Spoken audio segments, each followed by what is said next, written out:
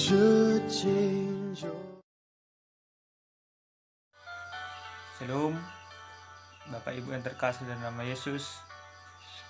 Kita kembali bertemu di dalam kebenaran firman Tuhan. Sebelum kita mendengarkan kebenaran firman Tuhan, kami berharap supaya Bapak Ibu semuanya yang mendengarkan firman ini terlebih mensubscribe, like, dan juga di komen untuk memberikan masukan seputar kebenaran firman Tuhan. Adapun kebenaran firman Tuhan bagi kita pada saat ini terambil dalam kitab Roma pasal yang ketiga, ayat pertama sampai dengan ayat yang ke-8. Demikian firman Tuhan.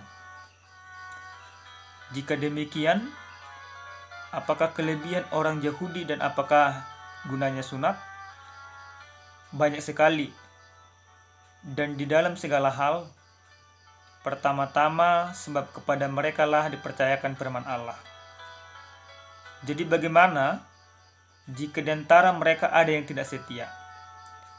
Dapatkah ketidaksetiaan itu membatalkan kesetiaan Allah? Sekali-kali tidak. Sebaliknya, Allah adalah benar dan semua manusia pembohong. Seperti ada tertulis, supaya engkau ternyata benar dalam segala firman-Mu, dan memang jika engkau dihakimi. Tetapi jika ketidakbenaran kita menunjukkan kebenaran Allah, apakah yang akan kita katakan? Tidak adilkah Allah? Aku berkata sebagai manusia, jika ia menampakkan murkanya? Sekali-kali tidak. Andai kata demikian, bagaimanakah Allah dapat menghakimi dunia?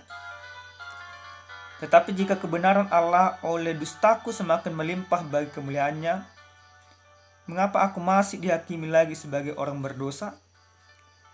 Bukankah tidak benar difitnahkan orang yang mengatakan bahwa kita berkata, marilah kita berbuat yang jahat, supaya yang baik timbul daripadanya. Orang semacam itu sudah selayaknya mendapat hukuman. Sampai di sana pembacaan firman Tuhan. Bapak Ibu,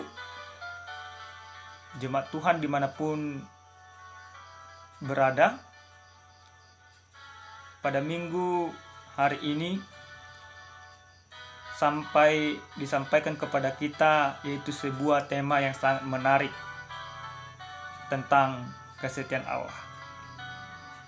Bapak Ibu, jika ditanyakan kepada kita saat ini, apakah perbedaan orang Kristen dengan orang yang tidak Kristen?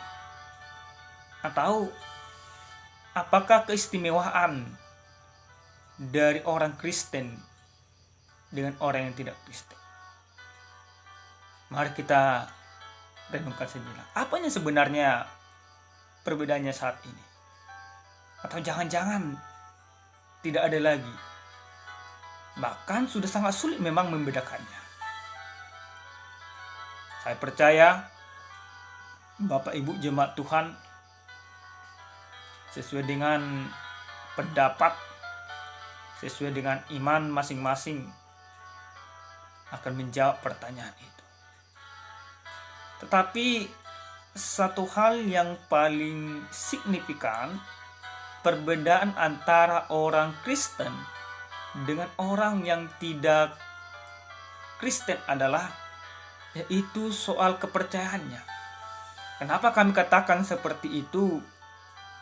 Karena yang percaya bahwa Yesus adalah Tuhan, bahwa Yesus datang ke dunia, mati di kayu salib, dan bangkit kembali, itu adalah iman Kristen.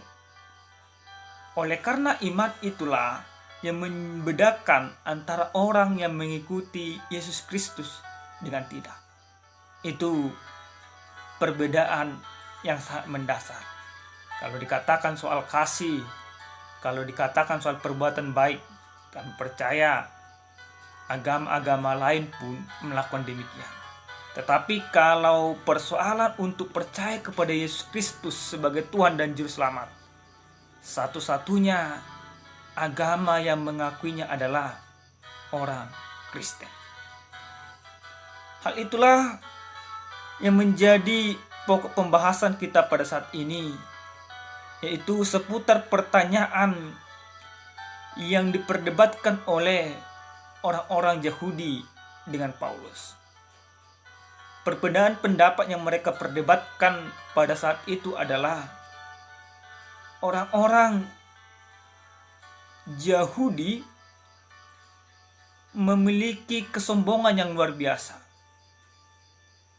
memiliki kesombongan rohani. Mereka berpikir bahwa mereka berbeda dengan manusia lain, bahwa mereka berbeda dengan suku-suku lain, sehingga mereka menjadi sombong. Kenapa mereka menganggap bahwa mereka berbeda? Karena mereka berpikir dengan melakukan segala hukum Taurat, dengan melakukan segala sunat yang diajarkan oleh Musa, maka itulah yang membedakan mereka dengan bangsa lain. Mereka berpikir dengan melakukan itu bahwa mereka sudah benar di hadapan Allah. Mereka berpikir bahwa mereka umat kepunyaan Allah yang tidak mungkin Allah hukum. Tetapi Paulus katakan dalam kebenaran firman Tuhan ini, tidak. Manusia itu bukan dibenarkan karena melakukan hukum Taurat, tetapi karena iman kepada Kristus. Oleh karena pendapat yang disampaikan oleh Paulus kepada mereka, mereka tidak terima dengan itu. Sehingga dalam kebenaran firman Tuhan, dalam perikop kita pada saat ini, mereka tanyakan, apakah kelebihan orang Yahudi dan sunatnya, dan apa gunanya sunat? Mereka mempertanyakan itu. Kalau seperti itu, apakah kelebihan kami? Mereka seakan-akan mencari kebenaran, mau membenarkan diri mereka, yang notabene-nya mereka sudah benar salah. Mereka mau mengatakan, apakah keistimewaan kami kalau memang gak ada lagi beda kami dengan orang lain? Yang dalam bahasa Yunaninya dikatakan yaitu pisistei. Apakah keistimewaan kami? Bapak Ibu yang terkasih dalam nama Yesus, perisos atau keistimewaan yang mau diambil orang Yahudi, yaitu supaya mereka bisa sebenarnya sombong. Tapi apa yang Paulus katakan? Banyak sekali dan di dalam segala hal. Pertama-tama sebab kepada mereka lah dipercayakan firman Allah. Paulus juga memang mengakui bahwa ada perbedaan yang sangat signifikan antara orang Yahudi dengan orang yang tidak Yahudi. Kenapa? Karena memang hukum yang pertama yang diberikan oleh Allah adalah kepada orang Yahudi. Dikatakan pertama-tama mereka dipercayakan firman Allah. Dipercayakan firman Allah berarti Allah memberikan amanat kepada mereka. Allah memberikan kepercayaan kepada mereka. Kepercayaan apa? Kepercayaan supaya melalui mereka banyak orang terberkati. Suku-suku lain juga terberkati. Tetapi kenyataannya orang-orang Yahudi gagal melakukan amanat Allah. Gagal setia kepada Allah. Gagal melakukan seperti yang Tuhan kehendaki. Mereka gagal. Sehingga karena kegagalan itulah tidak ada lagi beda mereka dengan suku-suku lain. Bapak Ibu, jemaat yang terkasih dalam nama Yesus Kristus, kegagalan yang mereka lakukan ketika mereka tidak bisa melakukan apa yang Tuhan suruh sebagai perpanjangan tangan Tuhan, sebagai berkat bagi orang lain, bukan berarti kegagalan Allah. Yang gagal di situ adalah orang-orang Yahudi. Ketidaksetiaan mereka kepada Allah bukan berarti mau mengatakan bahwa Allah juga tidak setia. Dalam ayat yang ketiga di sini dikatakan, jadi bagaimana jika di antara mereka ada yang tidak setia? Dapatkah ketidaksetiaan itu membatalkan kesetiaan Allah? Mereka mau membenarkan diri kembali. Oke, kami memang tidak setia. Kami memang gagal untuk hal itu. Tapi kegagalan kami adalah kegagalan Allah. Seperti itulah kira-kira argumen mereka. Bukan kami yang gagal, tapi Allah. Paulus mau katakan, firman Tuhan ini mau katakan kepada kita semuanya. Manusia memang boleh tidak setia kepada Allah. Manusia memang boleh menduakan Tuhan. Manusia memang boleh lebih mementingkan dunia ini daripada Tuhan. Tetapi satu hal yang pasti, bahwa Allah senantiasa setia untuk mencintai manusia. Karena kesetiaan Allah tidak diletakkan pada manusia. Sekalipun manusia itu tidak setia untuk taat kepada Allah, bukan berarti Allah tidak setia juga untuk tidak mencintai manusia. Tetapi berbanding terbalik, ketika manusia tidak setia untuk mencintai Allah, tetapi Allah senantiasa untuk setia menunjukkan kasihnya kepada manusia. Oleh karena kesetiaan yang Allah milikilah, maka Dia, yaitu Yesus Kristus, rela mati di kayu salib. Bapak Ibu, jemaat yang terkasih dalam nama Yesus, mungkin sering sekali kita memang menduakan Tuhan dalam kehidupan kita. Sering sekali kita lalai untuk melakukan kewajiban iman kita kepada sesama. Sering sekali kita menghilangkan kepedulian kita kepada sesama. Sering sekali kita kehilangan cinta kasih untuk keluarga, untuk Tuhan. Tetapi percayalah Bapak Ibu jemaat Tuhan, bahwa Tuhan itu senantiasa setia kepada kita.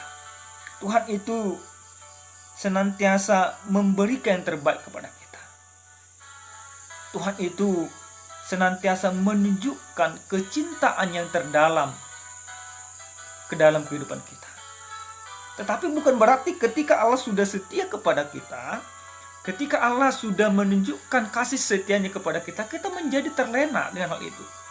Yang artinya seperti apa? Yang artinya ketika Allah sudah setia, ketika Allah sudah mencintai kita, bukan berarti kita tidak mencintai Allah, atau bukan berarti kita terlepas dari hukuman Allah. Kesetiaan Allah tidak mau berkompromi dengan keberdosan kita. Jangan pernah kita berpikir, aduh, Allah itu kan setia, Allah itu kan mengampuniku, Allah itu kan menyayangiku, Allah itu kan panjang sabar dan lain sebagainya. Sehingga kita terlena, sehingga kita berusaha melakukan apa yang menurut kita baik tanpa mengerti kehendak Tuhan. Bapak Ibu, jemaat yang terkasih dalam nama Yesus Kristus, kesetiaan yang Allah berikan kepada kita, itulah menjadi tolak ukur yang akan Allah pergunakan nantinya untuk menghukum kita. Artinya seperti apa? Ketika Allah sudah setia mencintai manusia, menunjukkan pengorbanannya dan juga terus melawat manusia, tapi manusia itu melenceng dari kebenaran Allah, maka percayalah, di dalam penghakiman terakhir Allah akan meminta pertanggungjawaban dari kita. Pertanggungjawaban seperti apa? Pertanggungjawaban dari setiap perbuatan kita. Kesetiaan Allah tidak membenarkan kejahatan kita. Kesetiaan Allah tidak membenarkan keberdosaan kita. Justru kesetiaan Allah mengajak kita untuk keluar dari keberdosaan, masuk ke dalam kebenaran yang Allah inginkan. Sekali lagi, kesetiaan Allah mengajak kita untuk keluar dari keberdosaan, untuk masuk ke dalam kebenaran Allah. Bukan berarti kesetiaan Allah membenarkan kita untuk terus di dalam keberdosaan. Tidak demikian pemahamannya. Bapak Ibu, jemaat yang terkasih dalam nama Yesus Kristus. Jadi hal apa yang harus kita pahami dari kebenaran firman Tuhan ini? Di dalam tema minggu yang diberikan kepada kita pada saat ini, yaitu tentang kesetiaan Allah. Bapak Ibu, ada sebuah cerita yang harus kita pahami soal kesetiaan. Suatu ketika ada sepasang suami istri yang baru menikah. Tetapi setelah beberapa tahun mereka menikah, si istri berubah drastis. Perubahan yang dimiliki oleh si istri itu tidak melakukan lagi tanggung jawabnya. Si istri berpikir, suamiku nanti akan setia kepadaku. Dia melakukan hal-hal yang tidak benar di hadapan suaminya. Dia tidak melakukan tanggung jawabnya. Apa yang terjadi, Bapak Ibu jemaat Tuhan? Si suami memang setia, tetap mencintai dan menyayangi istrinya. Akan tetapi bukan berarti sifat dan karakter istrinya dibenarkan oleh Tuhan. Demikian juga sebenarnya kehidupan kita. Allah memang setia kepada kita. Bukan berarti kita bisa melakukan semau kita. Mau berdosa tetap melakukan dosa, tidak demikian. Tetapi justru kesetiaan Allah mau mengajak kita untuk lebih mengenal dan memahami kehendak Tuhan. Oleh karena itu, kebenaran firman Tuhan ini mau mengajarkan kepada kita pada saat hari ini, yaitu yang pertama, Allah itu adalah Allah yang setia. Tetapi kesetiaan Allah bukan berarti membuat manusia itu bermain-main dengan dosa. Allah itu memang setia kepada kita, tetapi bukan berarti Allah itu mau membenarkan segala keberdosaan kita. Kesetiaan yang dimiliki oleh Allah sebagai bentuk kecinta kasihannya, kesetiaan yang diberikan oleh Allah kepada kita sebagai wujud nyata untuk mengajak manusia itu melakukan hal-hal yang berkenan kepada Allah. Kesetiaan Allah mengajak manusia itu untuk bertobat. Di dalam kitab Yehezekiel 33 ayat 11 dikatakan, yaitu demi aku yang hidup, demikian firman Tuhan, aku tidak berkenan kepada kematian orang fasik, melainkan aku berkenan kepada pertobatan orang fasik. Yang artinya kesetiaan Allah yang terjadi, yang terus kita rasakan pada saat ini, sebenarnya mengajarkan kepada kita untuk memberikan kesempatan kepada kita untuk bertobat. Kesetiaan yang Allah berikan kepada kita mau mengajak kita untuk menyadari segala keberdosaan kita. Yang artinya, Bapak Ibu jemaat Tuhan, jika pada saat ini Bapak Ibu semuanya belum rajin beribadah, belum rajin berdoa, masih sering melakukan hal-hal yang tidak berkenan kepada Allah, pada saat ini Tuhan mau ajak lewat kesetiaannya, selagi masih ada kesempatan, kembalilah ke dalam kebenaran Tuhan, kembalilah ke jalan Allah, kembalilah untuk melakukan yang berkenan seperti yang Tuhan inginkan. Hal yang kedua yang harus kita pahami di dalam kebenaran firman Tuhan ini, yaitu kesetiaan Allah sebagai bukti kasih sayang Allah yang begitu besar. Bapak Ibu jemaat yang terkasih dalam nama Yesus, mungkin kita di dalam kehidupan kita banyak melakukan dosa. Bahkan mungkin kita sama seperti orang-orang Yahudi yang sombong, yang mengatakan aku kan Kristen, aku kan pengikut Kristus, aku kan melakukan persembahan dan penyembahan kepada Tuhan, bahkan persepuluhanku besar, bahkan setiap ada yang dibutuhkan gereja aku selalu memberikan. Bapak Ibu, ingatlah yang Yesus katakan dalam Matius 7 ayat 21. Apa Yesus katakan di sana? Bukan orang yang berseru-seru memanggil namaku yang masuk ke dalam kerjaanku, tetapi mereka yang melakukan kehendak Bapakku. Artinya seperti apa? Ketika kita sudah merasakan kesetiaan Allah, berarti kita harus hidup di dalam jalan Tuhan. Ketika kita sudah merasakan kesetiaan Allah, berarti kita harus berlaku adil dalam kehidupan kita. Ketika kita sudah merasakan kesetiaan Allah, berarti kita dituntut untuk mengenal, melakukan segala sesuatu yang berkenan di hadapan Tuhan. Tidak lagi persoalan memberikan persembahan yang banyak, tidak. Engkau boleh melakukan banyak persembahan, tetapi itu harus didorong kesadaran oleh karena cinta kasih Allah ke dalam kehidupan. Bukan berarti persembahan yang kamu berikan untuk membeli, sekali lagi, seakan-akan untuk membeli belas kasihan Tuhan. Karena belas kasihan Tuhan tidak akan pernah bisa dibeli dengan berapa banyak pun uang kita. Belas kasihan Tuhan tidak pernah bisa kita bayar dengan berapa banyak pun harta kita. Tetapi belas kasihan Tuhan akan bisa kita terima dengan cuma-cuma ketika kita punya iman untuk percaya kepada Kristus sebagai Tuhan dan Juru Selamat. Kesetiaan Tuhan mengajarkan kita bagaimana kita hidup di dalam kasih setia Tuhan. Kesetiaan Tuhan mengajarkan kita bagaimana kita berlaku adil kepada sesama. Kesetiaan Tuhan mengajarkan kepada kita bagaimana sebenarnya kita peduli kepada sesama kita. Kesetiaan Tuhan mengajarkan kita untuk tetap hidup di dalam kebenaran firman Tuhan, tidak lagi bermain-main dengan dosa. Yang terakhir sekali, Bapak Ibu jemaat yang terkasih dalam nama Yesus Kristus, ingatlah, sekalipun Allah setia, sekalipun Allah penuh cinta kasih, tapi ingatlah bahwa segala sesuatu perbuatan kita akan diminta pertanggungjawaban dari kita. Sekali lagi,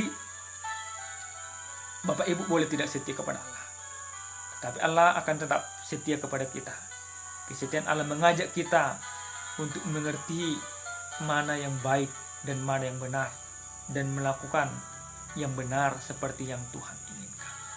Terberkatilah kita, hiduplah setia sebagaimana Tuhan setia mencintai kita dan memelihara kehidupan kita. Amin. Tuhan Yesus memberkati. Shalom.